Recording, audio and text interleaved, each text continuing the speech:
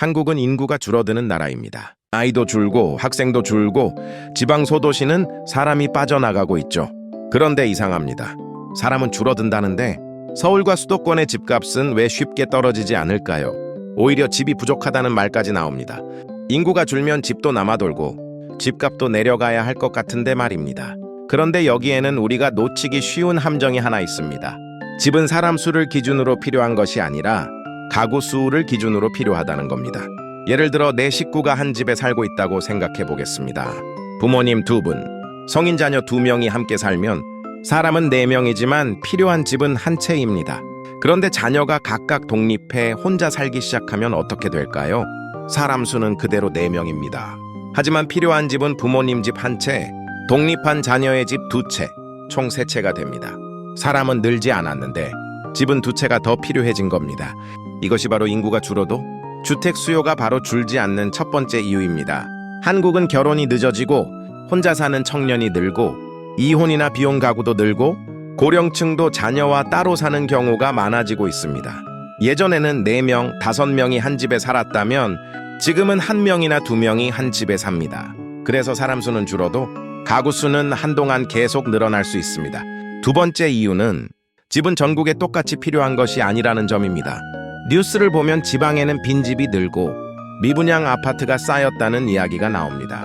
그런데 서울에서는 전세 구하기도 어렵고 아파트 가격은 쉽게 내려가지 않습니다. 왜 이런 일이 벌어질까요? 사람들이 원하는 집은 그냥 지붕이 있는 집이 아니기 때문입니다.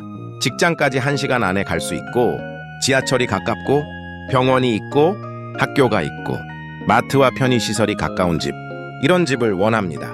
지방에 비어있는 집이 아무리 많아도 서울에서 출퇴근해야 하는 사람에게는 그 집이 대체제가 될 수 없습니다.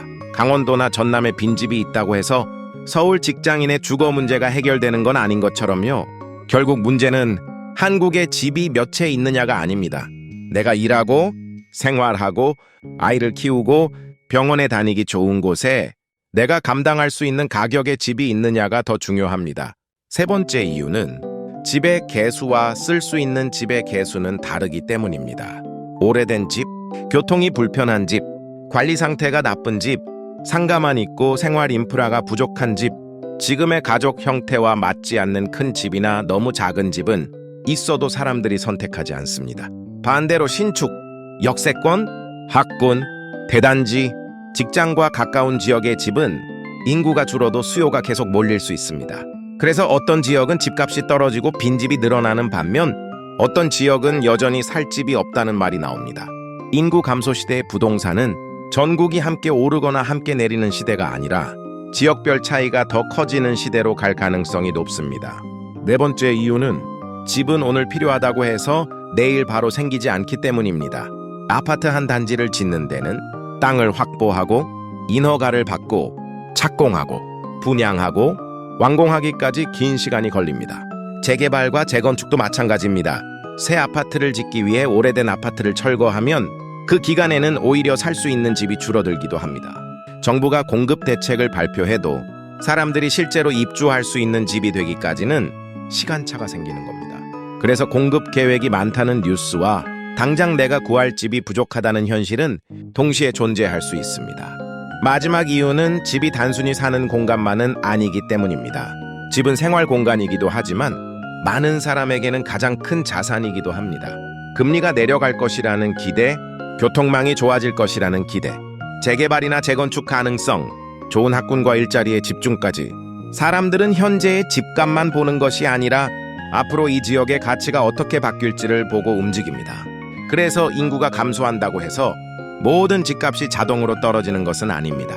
물론 인구 감소가 장기적으로 주택시장에 부담을 줄 수는 있습니다. 특히 일자리와 인구가 함께 빠져나가는 지역, 빈집이 늘어나는 지역, 새로운 수요가 들어오지 않는 지역은 집값이 약해질 가능성이 큽니다.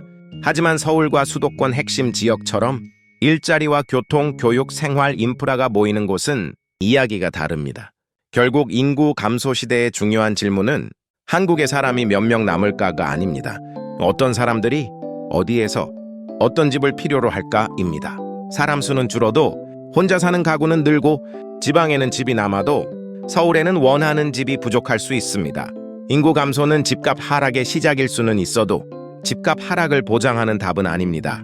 앞으로 집값을 결정하는 것은 단순한 인구 숫자보다 일자리, 교통, 생활, 인프라, 그리고 사람들이 실제로 살고 싶어 하는 지역의 힘일지도 모릅니다.